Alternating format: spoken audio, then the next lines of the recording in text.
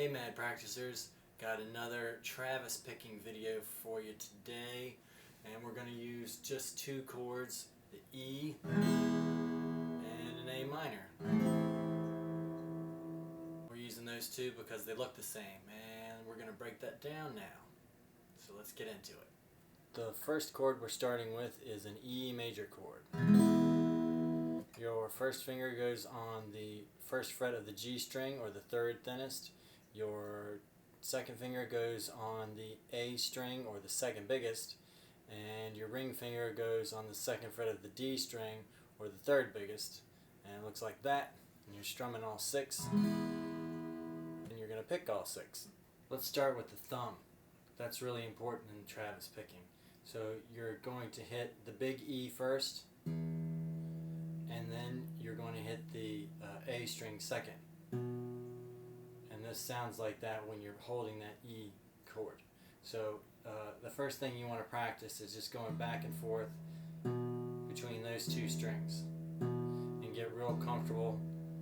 And not just real comfortable, but you're trying to program your thumb to do this repeated action over and over and over and over and over again, so that you don't have to think about it. And while you're doing that, you're going to anchor your 1, 2, and 3 fingers, your index, middle, and ring fingers, 1, 2, 3, on the G is where the first finger is going to go, the B is where the second finger is going to go, and the E is where the third finger is going to go. And you're going to leave those there while you're working on going back and forth between these two.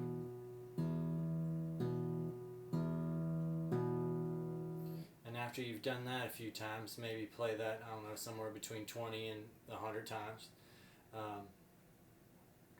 you're going to add your index finger, plucking the G string in between, because that's really what Travis picking is just to go back and forth between the bass strings and your treble strings.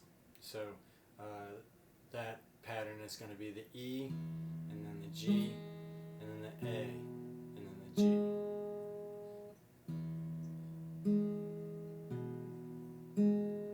E, G, A, G. And then you want to practice that. Maybe use a metronome and try to make that faster, like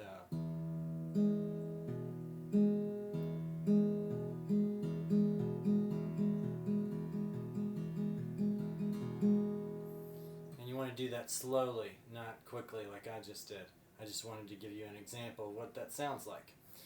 So the next thing you're going to do is you're going to work on adding another bass note, and that's going to be this D string, and that's going to come on the fourth beat of your bass note happenings. So you've got E, A, and you're going to go back to E, but this time you're going to hit the D string. Like 1, 2, 3, 4. E, A, E, D. And then keep practicing that.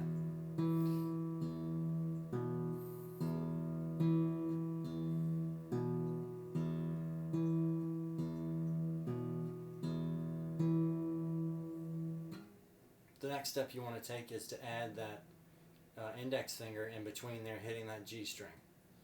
So you're going to go E, G, A, G, E, G, D, G. It's probably a good idea to stop in between that whole pattern so that your body and mind can absorb that. So E, G, A, G, E, G, D, G. And those letters I'm calling out are the string names, not the actual notes that are being played. One more time.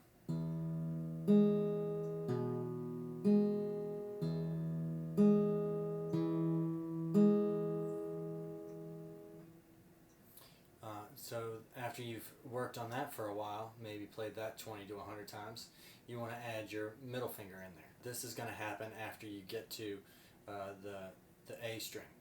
So that looks like this.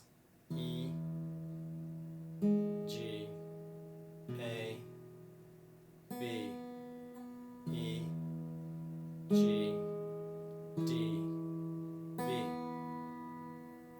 So that can be a little confusing. So you're alternating between the G and the B on your upbeats, meaning those notes that happen in between your bass notes.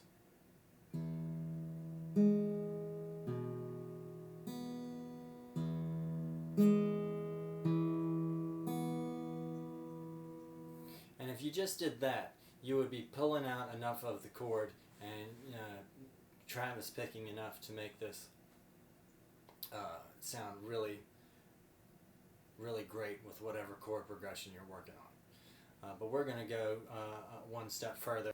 This finger, this ring finger on the high E string, is going to come after you've bounced back to the low E string the second time. So that works like this: E, G, A, B, E, E, D, and then back to B.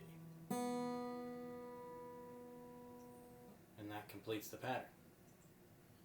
So here it is again. E, G, A, B, E, E, D, B.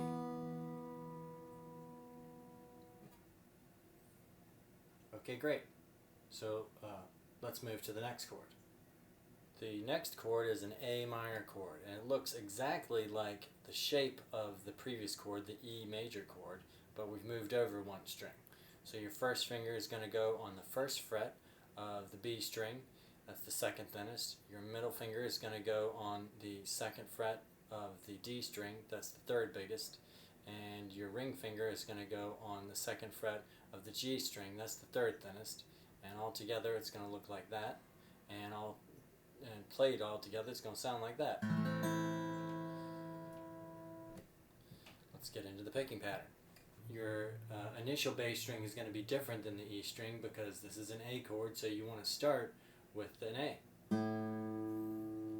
So that first practice with this chord is going to be going from the A to the D. So that's going to be these two strings right there. And this is your wheelhouse for 20 or 100 times. Maybe more. I don't know how long it's going to take for you to feel comfortable just doing that. And every time you work on this, I would start with just trying to get that thumb to think on its own. Alright, so the next step is to add the index finger on that G again. So what's going to happen with their 1, 2, and 3 is they're going to hit the same upbeats that they did with the E, but your bass pattern is going to be different. So we're going to add this G string in between the two bass strings. That's going to go like this: A, G, D, G, A, G, D, G. And when you want to practice getting that nice and comfortable.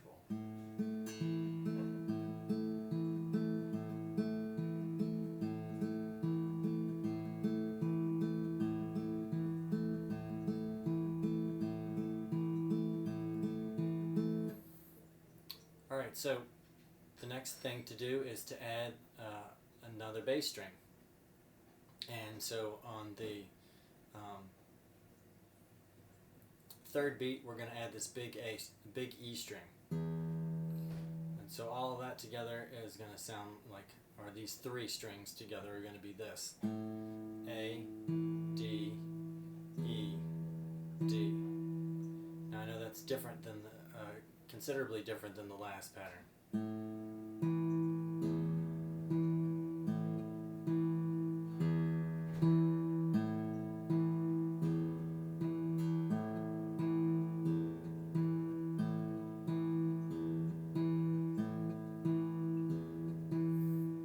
And like before, you want to keep practicing that until that becomes, a part of what your thumb knows. So it's like you're putting a little bit of your brain into your thumb.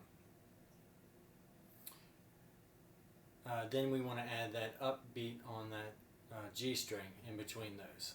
So that's going to look like this: A, G, D, G,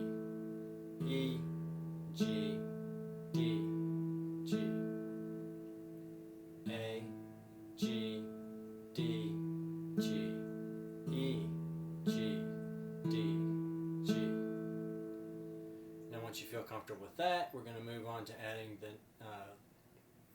second finger on the B string.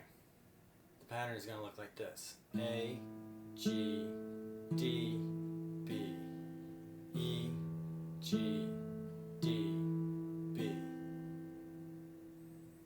A, G, D, B, E, G, D, B.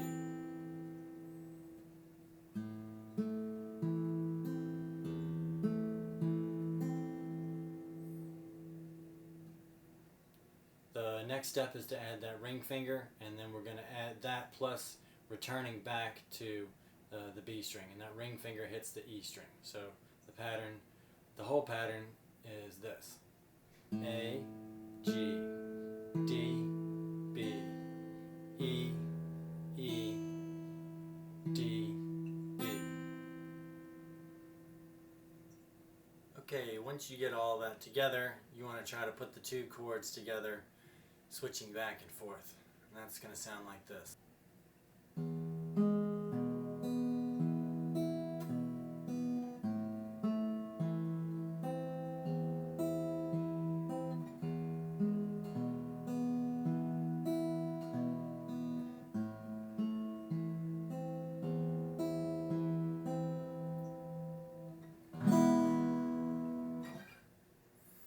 I hope that was fun, and I hope you learned something, and I have a couple of other Travis picking videos that you can check out as well.